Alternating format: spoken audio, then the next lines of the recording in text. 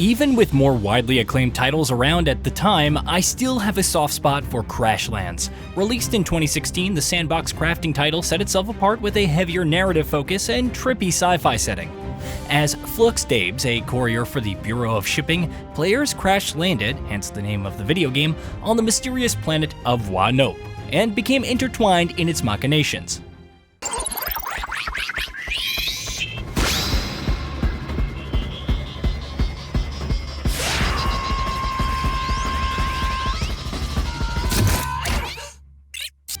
If you were someone who didn't vibe with the survival part of Don't Starve, then Crashlands served as a pretty good alternative. However, the genre's landscape is significant all these years later, amid games with realm hopping, monster capturing, and loot grinding, not to mention all the heavy hitters receiving extensive amounts of new content and updates. Butterscotch Shenanigans returns with Crashlands 2.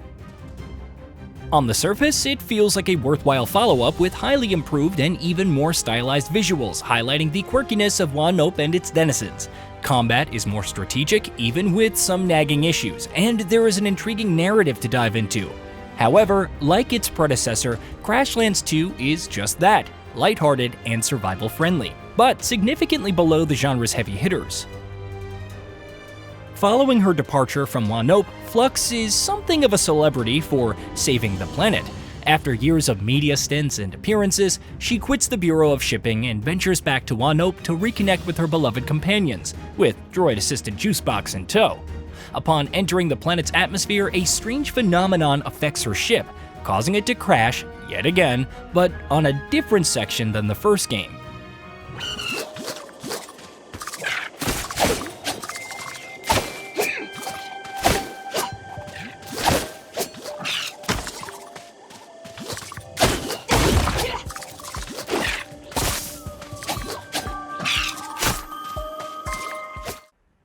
After meeting with Growl, whose house they unfortunately demolished in the process, Flux and Juicebox learn of a strange withering taking over various spots in the region. And who else should have their shady fingerprints all over the incident but the Bureau of Shipping? Thus our heroes set out yet again to save Woanope from whatever is occurring. At least, eventually.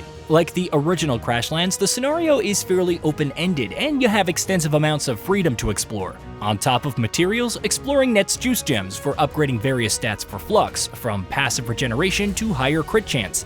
It's simple enough and gets the job done.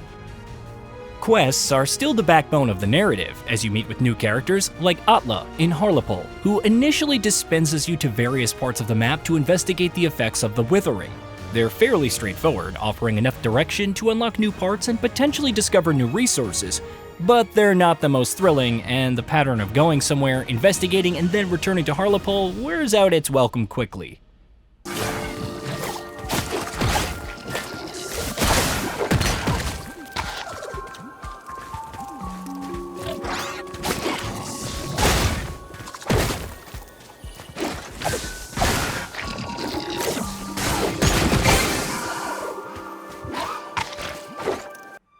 Nevertheless, it's necessary to gain access to new recipes, which you'll need to craft more items. The open-ended nature of everything means having to figure out what to complete first to facilitate progression in other quests.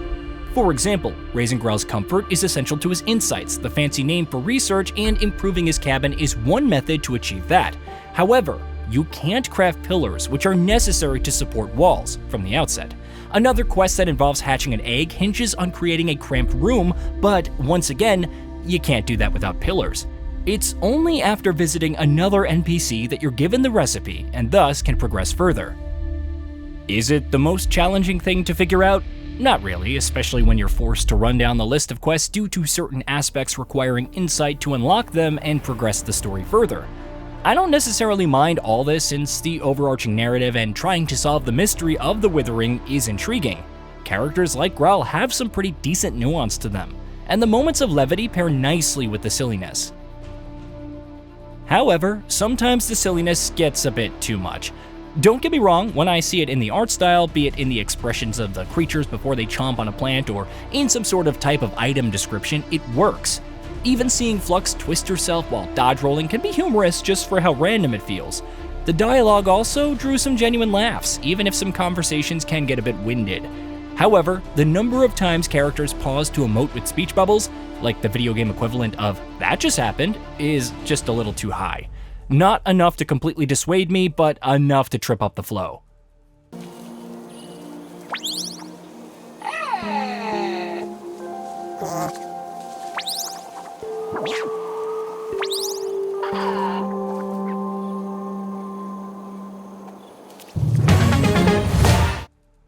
Combat features interesting wrinkles, like a brief charge before you attack, and dodge rolling, which is nuanced enough to differentiate between avoiding an attack and getting scrapped, resulting in reduced damage. While it works in 1v1 or 1v2 encounters depending on the enemies, it gets a bit dicier when dealing with multiple foes with more elaborate attack patterns, that too on normal difficulty. The gear progression didn't feel super optimal in the early goings either, as I had a trinket, some boots, and the same dual blade since the start to fend off against enemies. At least there is some incentive to exploit the environment and lure foes into hazards, even if it's not the best long-term strategy. I also appreciate the nuance of each enemy's design, right down to their attack paths, like the Amphi-Charger and their bolt-like designs.